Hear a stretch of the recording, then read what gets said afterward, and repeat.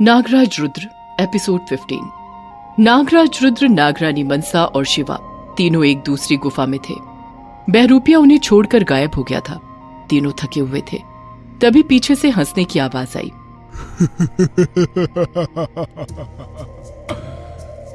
हमें तो तुम्हारे आने की पहले ही खबर मिल चुकी थी। तुम हमारे ही भूतलोक में आकर हमें ही हराने का साहस रखते हो। कौन हो तुम? ये भूतलोक मेरा है। मैं नहीं तो ये भूतलोक नहीं। ये सारे भूत, चुड़ैल, अदृश्य शक्तियां मेरे इशारों पर चलती हैं। मैं भूतों का राजा हूँ, राजा। तो वो भूत तुम हो? आखिरकार तुमसे सामना हो ही गया। हम तुम्हें यहाँ हराने के उद्देश्य से आए हैं और हम हरा कर रहेंगे। इतना आसान नहीं है। हमने हर मोड़ पे तुम दोनों को मारने की कोशिश की, पर तुम लोग हर बार अपना बचाव करके निकल गए। इसलिए तुमसे मिलने हमें स्वयं आना पड़ा। वैसे भी इतने पराक्रमी दुश्मन से मिलना अच्छी बात है। अब अपना परिचय तुम स्वयं दोगे? हम इच्छाधारी नाग नागिन हैं।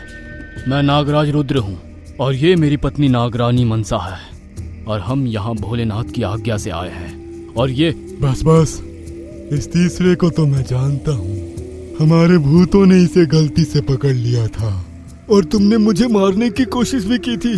क्यों, वो भूल गए? हाँ, याद है।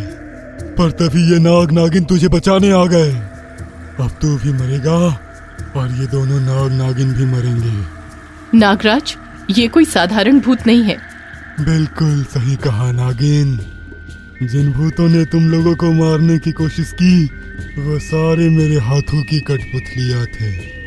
यहाँ तक कि सारे नेवले भी मेरे ही गुलाम थे, जिन्हें मैंने खुद बनाया था। ये सारे भूत, अदृश्य शक्तियाँ, चुड़ैले, ये सब मैंने बनाए हैं मेरे काले जादू से। ये पूरी दुनिया मेरी है, मैंने खुद बनाए हैं। ये सुनकर नागराज रुद्र चिंतित हो गए। अगर तुम्हें मृत्यु से भी बदतर सजा मिली तो भूतलोक की कहानी खत्म हो जाएगी। मृत्यु से भी बदतर सजा क्यों मिलेगी? हमारी तो मृत्यु हुए भी सदियों गुजर गई। मृत्यु से भी बदतर सजा होती है जिसे तुम भुगतोगे। ये हमारा वचन है। नागराज रुद्र जल प्रहार से हमला करते हैं। हमला करते ही राजा वहां से गायब हो गया और गायब होकर दूसरी तरफ खड़ा हो गया।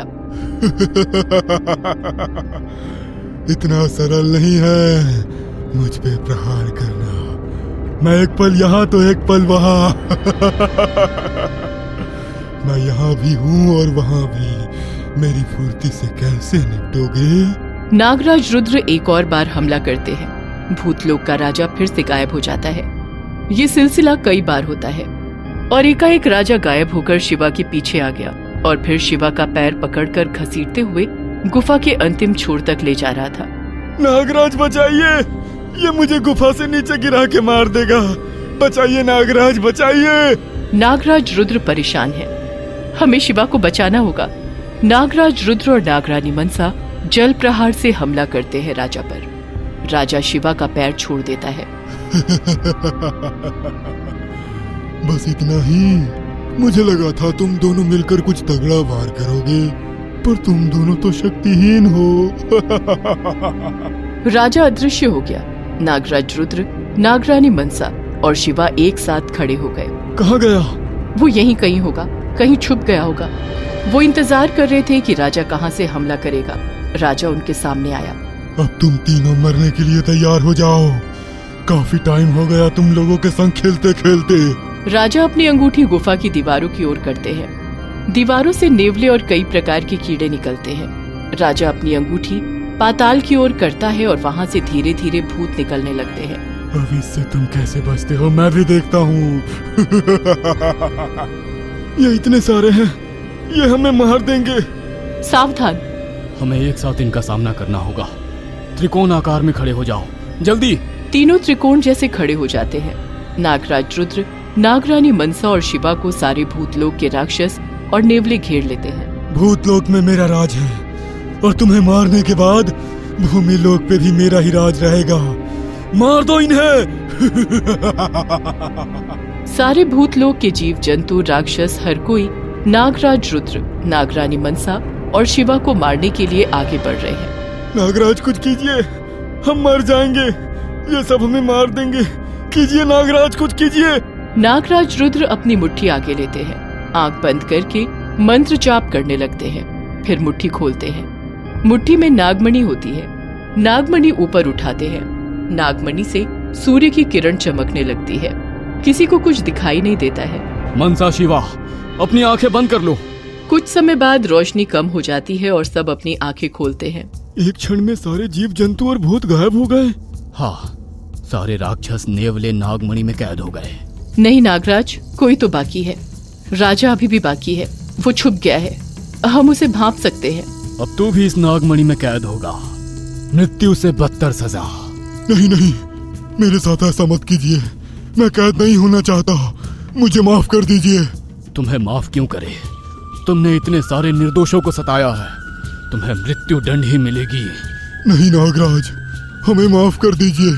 नागराज, एक बार इसकी प्रार्थना सुन लीजिए। मुझे क्षमा कर दीजिए, मुझे नागमणि में कैद नहीं होना। मैं अपनी शक्ति पे घमंड कर बैठा, मुझे माफ कर दीजिए। मुझे लगा इस दुनिया में मुझसे ज्यादा शक्तिशाली कोई नहीं है, पर मैं मूर्ख था। अब मैं समझ चुका हूँ, मुझे मृत्यु से भी भयंकर सजा मिल सकती है। माफ कर दीजिए नागराज। भूतलोक का राजा नागराज रुद्र और नागरानी मनसा के चरणों में गिरकर माफी मांगने लगा। ठीक है, तुम अपनी गलती पे शर्मिंदा हो, इसलिए तुम्हें नागमणि में कैद नहीं करूंगा। तुम्हारा अहंकार टूट गया है और तुम्हारी आंखों में पछतावा है। अगली बार दुनिया पर राज करने का ख्याल अपने दिमाग में मत लाना। नहीं, मैं कभी भी विनाशकारी काम नहीं करूंगा। मैं वचन देता हूँ, मुझे जाने दीजिए। ठीक है, जाओ, पर अपना वचन स्मरण रखना। नागराज रुद्र और नागरानी मनसा ने भूतलोक के राजा को हरा दिया। अब उन्होंने भूमि के राजा को याद किया। नागराज रुद्र और नागरानी मनसा के साथ शिवा भी वहीं मौजूद था। आप दोनों को देखकर बहुत खुशी हुई। आपकी विजय हुई।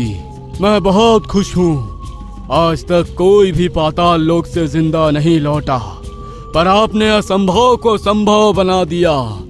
ये सब भोलेनाथ की कृपा है। आज्ञा दीजिए नागराज, अब क्या करना है? हमें पृथ्वी लोक ले चलो। जो आज्ञा। भूमि के राजा अपनी शक्ति से ऊपर की ओर सुरंग बनाते हैं और फिर उस सुरंग के मार्ग से सभी लोग वापस पृथ्वी पर चले आते हैं। हम पृथ्वी लोक पहुंच चुके हैं। क्या मैं आपकी कोई और सेवा कर सकता हूँ? नहीं भूमि के राजा, आपने हमारी बड़ी मदद की है। आपका धन्यवाद। धन्यवाद कहकर हमें शर्मिंदा ना करे। हमें खुशी है कि हम आपके काम आ सके। नागराज, नागरानी, अब हमें आज्ञा दीजिए। जी, जय भोलेनाथ। हमें भी आज्ञा दीजिए नागराज रुद्र और नागरानी मनसा। आप दोनों से मिलकर मेरा जीवन धन्य हो गया। तुम बहुत साहसी हो शिवा। हमारा आशीर्वाद हमेशा तुम्हारे साथ रहेगा। जय भोलेनाथ। जय भोलेनाथ। शिवा भी आज्ञा लेकर चला गया और नागराज रुद्र और नागरानी मनसा ने भी अपनी गुफा की ओर प्रस्थान किया।